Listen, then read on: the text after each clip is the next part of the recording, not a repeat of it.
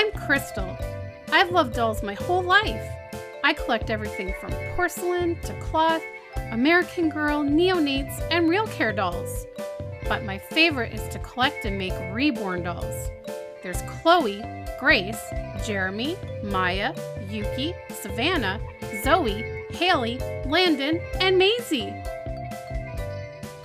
It isn't easy keeping up with my collection, but it sure is a lot of fun. Hi everybody.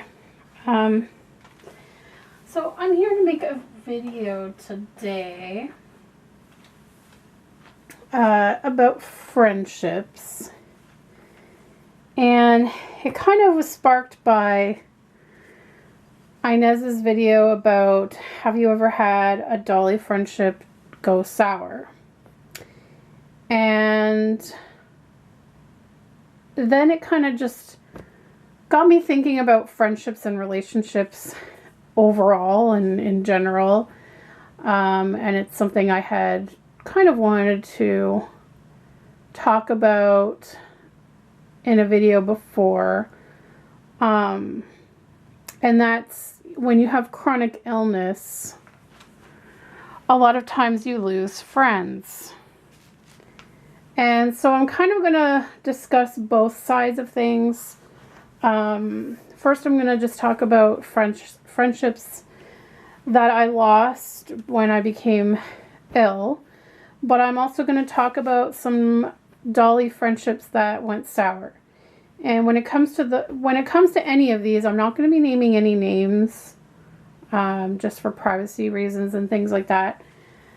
And depending on which friendship I'm going to be talking about, I may or may not share everything about the story, but so when it comes to like with the chronic illness stuff, as I've probably mentioned in videos before, I was bullied a lot in elementary school.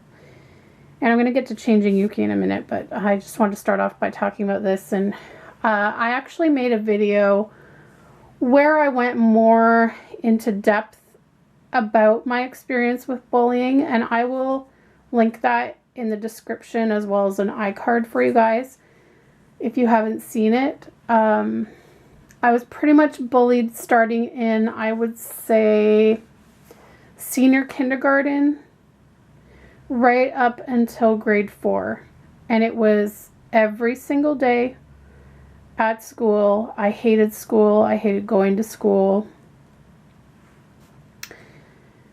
So, and you know, my mom kept going to the school to see what could be done about it. No one was really doing anything. So then my mom transferred me to a public school because I had been attending a Catholic school. She changed me to a public school that was literally across the street from the Catholic school I went to. And from day one, from the moment I arrived at that new school, I made friends.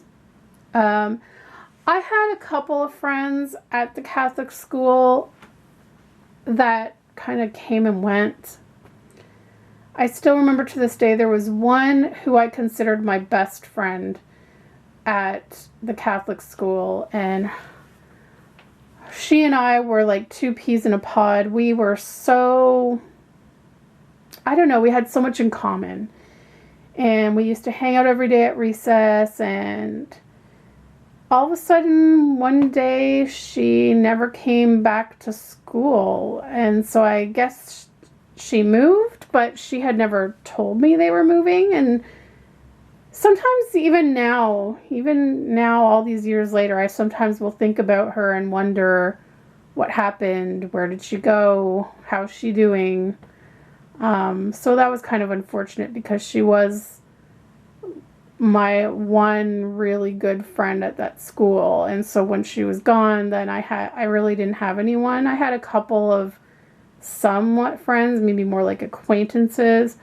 I had friends in my neighborhood though, so when I wasn't at school and I was at home, I would go outside and play with some kids that were in my building and from the building across the street. So I did have some friends there. But school itself, overall, was a horrible experience until grade 5 at the new school. And I made friends there. And so I was really good friends with them all throughout. From grade 5 right through, we all ended up going to the same high school together. We stayed friends there. We made even more friends in high school. And in high school, I just had so many friends, like more friends than I ever had before. And I couldn't believe it. And I felt great and it was awesome. Well, then we graduated and we slowly drifted apart from one another. Not all of us. There was a few that I still stayed in touch with. But we sort of drifted apart, but we still sort of kept in touch via email here and there. Saw each other here and there. Then my first health crisis happened with after the black henna tattoo and all the hives and all that stuff, and I was very sick and I couldn't go out. You know, they would invite me to things and I couldn't go out because I was so uncomfortable with the hives and I was just exhausted and I was just not well.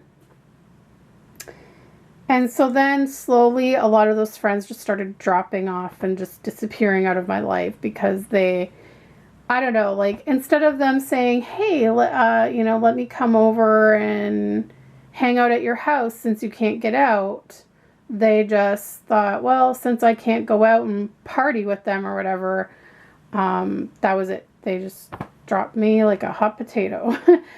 And so when you're chronically ill, you start to learn who your true friends are pretty darn quick. And so the two girls that I had in my wedding party that were my maid of honor and my bridesmaid, they kind of stuck with me through all of that. So they were definitely good friends. Unfortunately, my bridesmaid, she kind of distanced herself from us once she got a boyfriend. There's no bad blood between us or anything. It's just life. Sometimes that happens. You just grow apart. But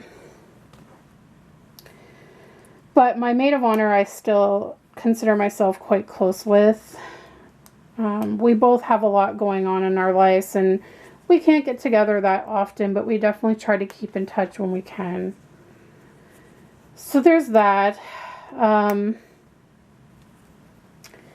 as you know, I'm not close with my father. I never was, and I made a video more in detail about that I'll link for you guys as well if you want to check it out.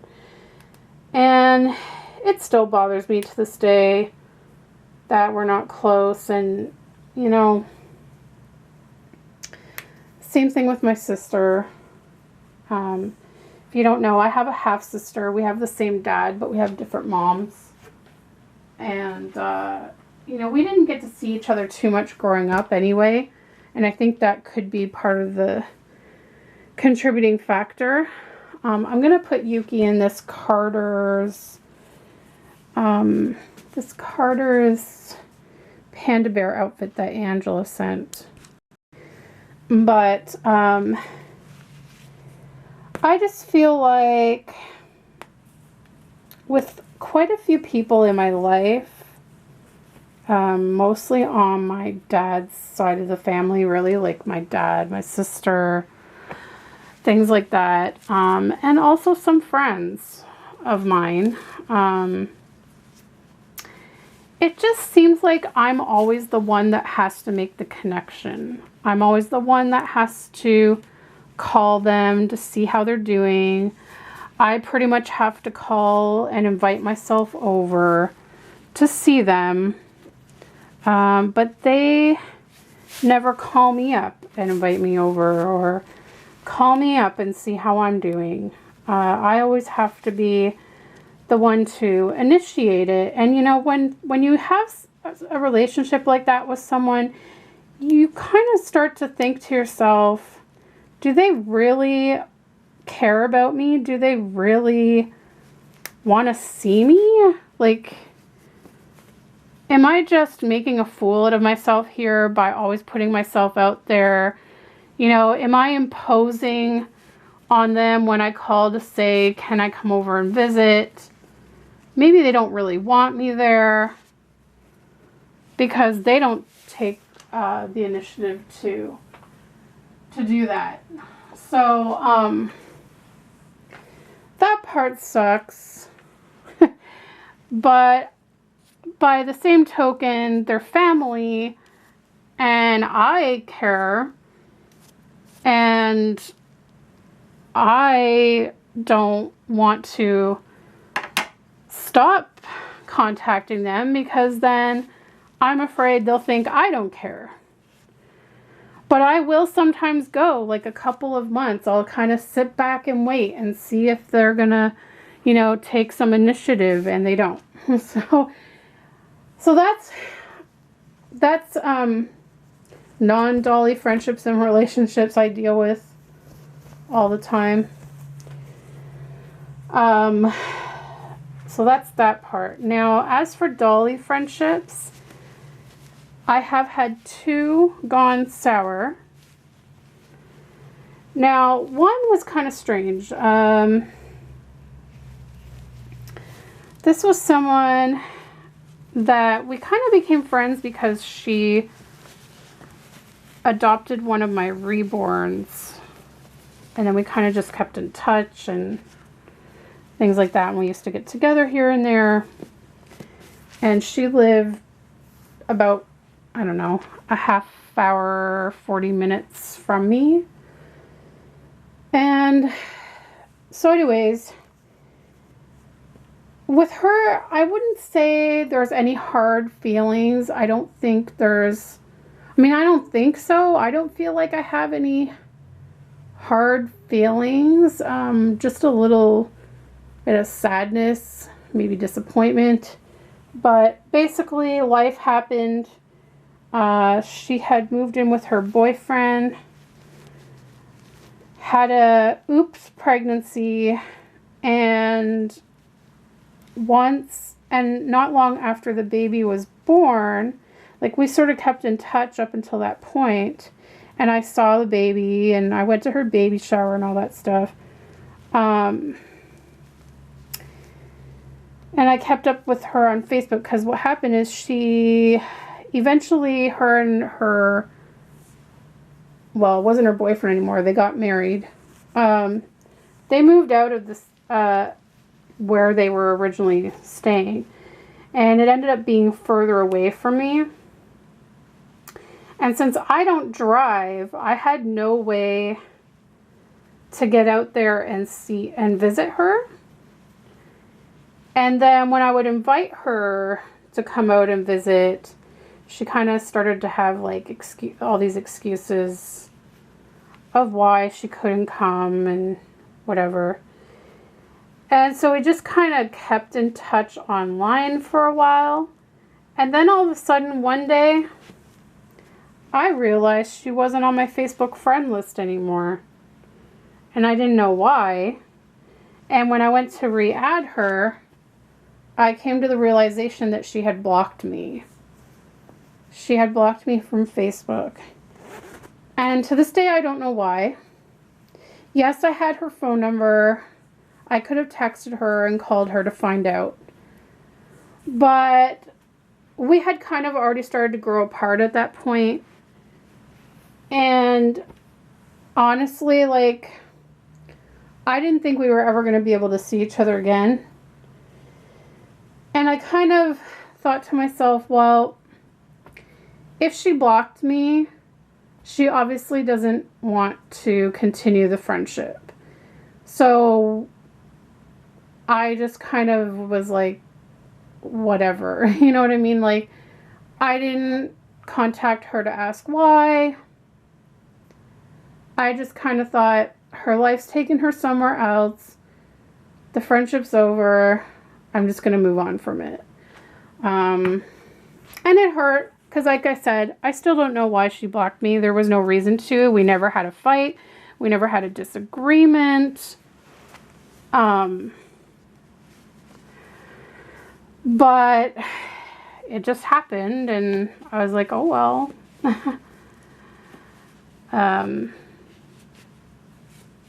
So yeah, it's unfortunate, but it happens. Now the other friendship, unfortunately, didn't end the same way. It was a little bit more of a disagreement and hurt feelings and things like that. And basically, it was kind of one of those situations again where I was being left out. I was being left out of things. You know, I was finding that she was including other people in important things in her life that I wasn't being included in, which seemed odd to me because, you know, I always was under the assumption that we were really close friends, that both of us felt our friendship meant a lot. And, you know, I just assumed that we'd automatically include each other in various things in our lives. Oh, Yuki, you look so cute. You look so cute.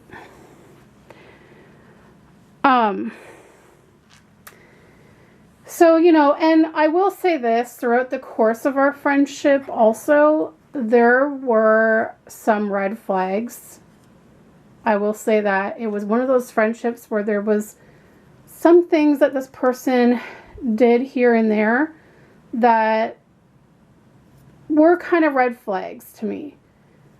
But I tried to be the accepting, understanding person that I am. I try to give benefit of the doubt, and I just wanted, you know, like, for the most part our friendship seemed good, so I didn't want to tarnish anything by kind of like bringing these up, you know, to see if maybe I was interpreting things wrong or whatever. So I didn't say anything, you know. And I have like quite a few friends now in the Reborn community that make YouTube videos. And so this particular person, one of the red flags, I guess, was when there was one time that we had gone out and had both been filming for our channel.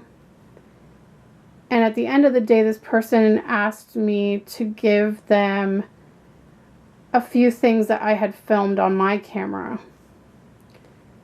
And it kind of rubbed me the wrong way. I was like, okay. But I felt like I couldn't say no because it was my friend. And I like to help people, and I'm a giving person and whatnot. So I allowed them to have the video clips, which was silly because really I just want to put it out there for you guys that are creators and you have friends that are also creators. When you get together for like Reborn or like Dolly Days or Reborn meetups or whatever, really try, in my opinion, really try to film different perspectives of your day. And the reason I say that is because a lot of the people here in the community may be subscribed to, you know, both of those channels. You know, or let's say there's like a group of 5 people and 3 of those people have YouTube channels and 3 of those people are filming for their YouTube channel. Let's say your viewers are subscribed to all 3 of those channels. Well, they're not going to want to watch the exact same video on 3 channels. They're going to want to see different perspectives of the day. So, you know, one channel might catch one thing on video that the other channel didn't, and vice versa. And then that way you get diversified video footage of the meetup or doll day or whatever the case may be. And it, you know, will help both of you get viewers on your channel. So this person took my video. They did not mention that this video footage was filmed by me. They did not give me credit. So that kind of upset me, but I just kind of let it go. But as I said, throughout the course of our friendship, there was red flags here and there of certain things that they had done. I'm not going to get into all of it. But there was things that just here and there didn't sit right with me, but I just kind of let them go. The final straw, like I said, they were starting to leave me out of things in their life. And then it came to a head when there was a situation where they completely forgot to think of me in a certain situation that, without a doubt, in my opinion, when you're best friends, close friends with someone in a situation like this, that person would be the first person you would think of. And it had to do with an item that they were selling that I had several times expressed interest in. And it may seem petty, but it's not so much about the item itself. It's about the principle of the whole situation that, in my opinion, when you're a friend, whatever the situation may be, whether it's when you're getting rid of an item or there's something going on in your life, your best friend should be the first person that you go to. At least that's how I am with the friends of my life. You know, I'm a very giving person. I love to give gifts to people. And I'll give you an example with my friends, Paula and Marilyn. You know, anytime we get together throughout the year for doll days, and let's say we go to the mall and we go shopping, if a friend of mine will mention they're looking for a certain item, or they see an item at the store that they fall in love with, but they don't have the money to get it that day, I make a mental note of these things. I make a mental note. And I will go and get them that item for a birthday or a Christmas gift or whatever. Because I think of them first. They're my friends. I care about them. They are always on my mind. And so, you know, I'll be out and about. A good example right now is me and Nicole. We have this thing with llamas right now. And so I'll be out shopping. And if I come across a llama item, I'll snap a picture of it and send it to her because I think of her. I think of her. Same with Paula. If I'm out somewhere, I see something that I think Paula might like, I'll either just buy it and put it away as a gift for her because I know her taste and her style, or I may snap a picture and send it to her and say, oh my gosh, look at this, or, you know what I'm saying? Like, I just think of them first. And if there's, you know, certain outfits that I have for my dolls that I know one of them really, really loves, then before I go posting it for sale or taking it to Once Upon a Child, I will offer it to them first because I'll remember, hey, they mentioned that they really, really liked this outfit. You know, I'm going to offer it to them. Same as my contest baby Estelle that I discussed in a couple videos ago that got ruined. Well, before I had originally put her up for sale, Paula was absolutely in love with that doll. She loved her to bits, and I knew it. And so when I was about to put her up for sale, before I even took her photos, before I even posted her for sale on Etsy, I contacted Paula and I said, look, I've decided I'm going to part with this doll.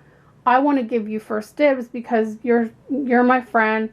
I care about you. I know you love this baby. I'm just letting you know. She, as much as she loved the baby, she didn't have the funds to buy her at the time. I did offer her a payment plan, but she declined, and that's totally fine. I had no problems with her declining. I just wanted to give her the opportunity first because I care about her. And then, you know, I went on to sell the doll on Etsy. But so that's how I operate as a friend. My friends are always on my mind. And, you know, I may not have the best memory in the world because of my lupus. But when it comes to my friends, and things like that, like I said, if they mention an item that they're looking for, that they would like, or like I said, if there's something in my collection that I know that they really love, I think about them first before I put that item up for sale. It's just the principle of it. It's just, even if they don't take the item, I'm thinking of them first before anyone else, because they're that special to me. So I hope that makes sense. So anyways, I was extremely hurt over this situation. This friend did not seem to offer any sort of real heartfelt apology.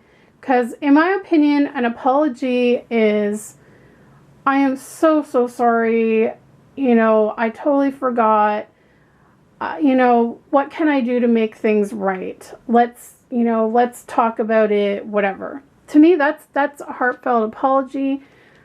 An apology that goes, I'm sorry, but, followed by a bunch of excuses, to me is not an apology. It's not a sincere apology. So we kind of talked back and forth a little bit online when this happened, and I was trying to express how deeply hurt I am, but I really wanted to talk, not through text, you know what I mean? Like, I wanted to get on and like FaceTime or whatever. And so I kind of left it at that. I was like, please, let's try to talk on such and such a date. Well, that date came and went, and I never heard from them. They were not taking any kind of action to help the situation or make things right. So I decided to write a letter, and I just expressed how I felt about the whole situation, but I also expressed how much our friendship meant to us and how I really hoped that we could somehow work through this, that, I just wanted her to know how I felt about things. And, I didn't just discuss the situation that made this come to a head.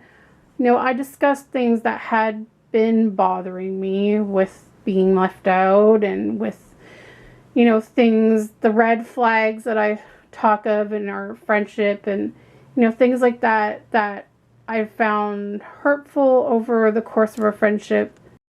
My friend Paula kind of put it like, it's kind of like sometimes in a marriage, when a marriage goes bad, and, you kind of have these little things along the way that bother you, but you don't mention them at the time, and so they kind of build up and build up and build up, and then there's one big event that just brings it all to a head, and then it's like, oh my gosh, like then you're bringing up all these things that happen, and it happens. I'm not the confrontational type. I don't like confrontation, and that's why, to me, if it's like little things that I can just kind of let go in a friendship or a relationship, I will just let it go, because I'll try my best to just let it go and just, continue the friendship, because it kind of way, is it worth it right now to really bring this up and like cause conflict? I don't like conflict whatsoever. In any relationships in my life, whether it be family or friends, I try to avoid conflict at all costs. But I just couldn't keep it in anymore. Like, I was just so heartbroken and so upset. So I, wrote this heartfelt letter saying how I felt about the certain things that had happened over the course of our friendship. But I just said, if I'm interpreting things wrong, I would love to discuss it. I would love for us to talk and, try and set the record straight. And, I wished them well in life, and I just said, I'm kind of going to leave the ball in your court now. And, if you want to try to work together to repair this friendship, then that would be awesome. And I just kind of left it at that. And this person ended up then just blocking me. They obviously didn't even want to try to discuss anything or fix anything, and I was just blocked. And then some of their friends blocked me. And I had never had any beef with any of those friends. Everything had been nice. In fact, one of them I, had just chatted with a couple of weeks before they decided to block me, and everything was fine. We were friendly with one another, and then boom, like a few weeks later, this person had blocked me. And I was like, I never did anything to them, but I knew that they were friends with this person, so I figured, okay, I guess this supposed good friend of mine went and talked trash about me, maybe. I don't know. I'm just assuming. I don't really know, but why else would these people block me for no reason? So basically what I've kind of learned out of the whole situations with the friendships, not just doll friendships, but friendships in general, is like, just be careful, be watchful, be cautious. I mean, I hate to be that way now. Like now I'm really, especially in this Reborn community, I have to say, I'm now really super cautious of who I associate with and who I want to become friends with, because I was blindsided by this whole thing, by this whole situation. I really thought I could trust this person, and turns out they were not who I thought they were.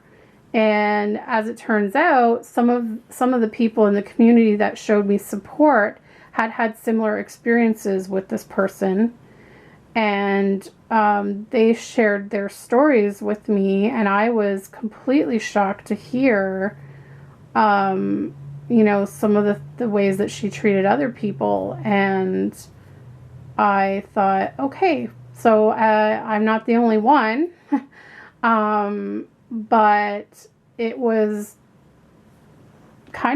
just hard to believe, like you really think you know someone and you don't. And that's the thing about online friendships. Like, you think you know a person, but honestly, like, I can truly say I really know Nicole well. And we met online, and we've known each other since 2003.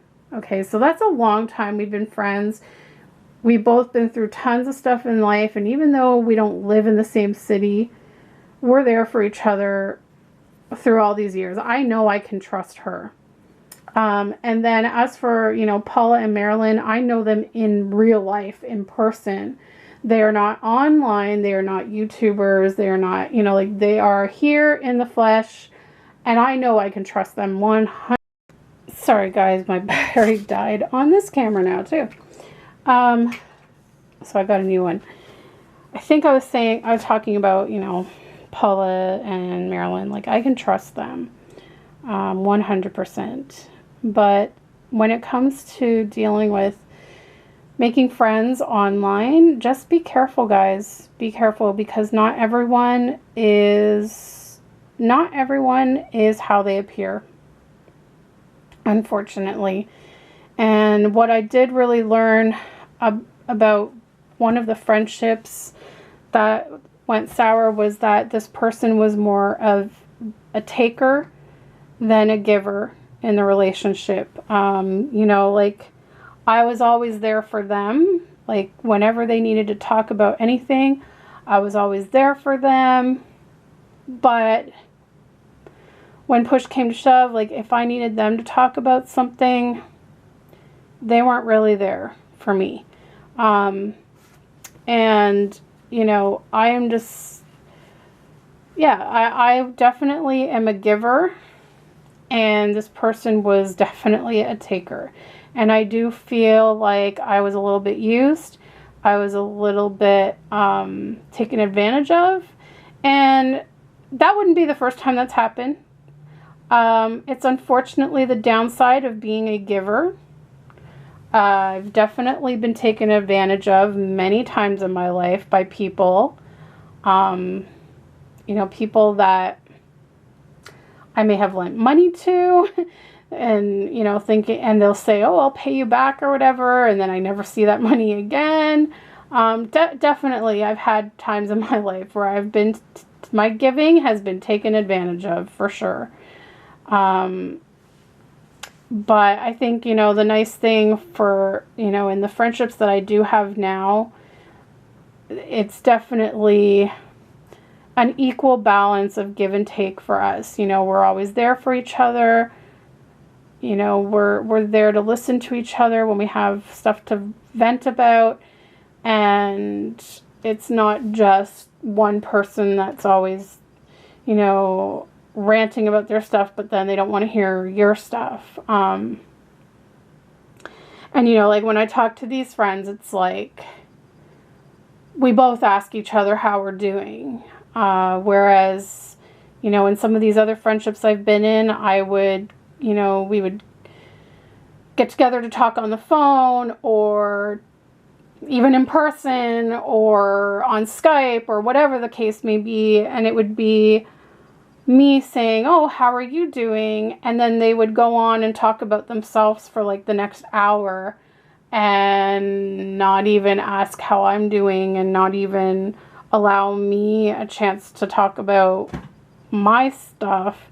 My dad actually is, I will say that, my dad is definitely one who will do that. You know, like we go to visit him and I would say almost the entire visit he talks about himself and his stuff and his problems. And then just as we're getting ready to leave, he'll ask me, oh, how am I doing? But then we're on our way out, so we don't really have time to like talk about too much. So there are people like that. There are people like that out there, that they are more about themselves and how they can get what they need from other people, and are just not who you think they are. So, you know, you have to be careful with dealing with stuff online and people online and things like that. And I guess not even just online, because like I said, I have problems with family too, with issues like that. So it's unfortunate, but it's life, and you just learn to deal with it, and you just learn to move on. I am going to pose a question here, though, because Inez was the one to ask, have you ever had a dull friendship go sour? And to that I want to add, if you have you ever owned a doll from a friend that the relationship has gone sour, and how do you handle that? Because I will say I have quite a few dolls in my collection that I either purchased from friends or were gifted to me by friends. And I often wonder, you know, what if the friendship goes sour? How am I going to feel about that doll then? Now, I will say this, Miss Yuki here was actually a gift, or not a gift, sorry. I purchased her from one of those friends that our friendship went sour. And I still have her, and I still love her. So in these situations, I kind of refuse to let that tarnish my bond with the Reborn, because I've already established that bond with the Reborn, and I already love them so much that I can't see myself letting a friendship ruin that for me. Like I said, all the dolls that I currently have in my collection, I'm happy with. I love them all.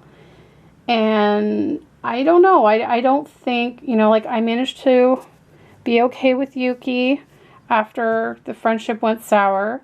I still love her to bits, and I'm glad I finally got her on a new body, and she's even more cuddly. I can even attribute it to the whole situation with Landon, how his whole process of being custom made was very frustrating, and I was worried that it was going to tamper with me bonding with him when I got him. But I kind of gave myself the mindset of that, well, this poor baby has been sitting on the work table for months on end, just waiting to be reborn and waiting to get home to me. He needs lots of love. And that's how I looked at it. And so I love Landon. I was so happy with him, and I love him. And all the stuff I went through to get him is water under the bridge now. It doesn't even bother me anymore.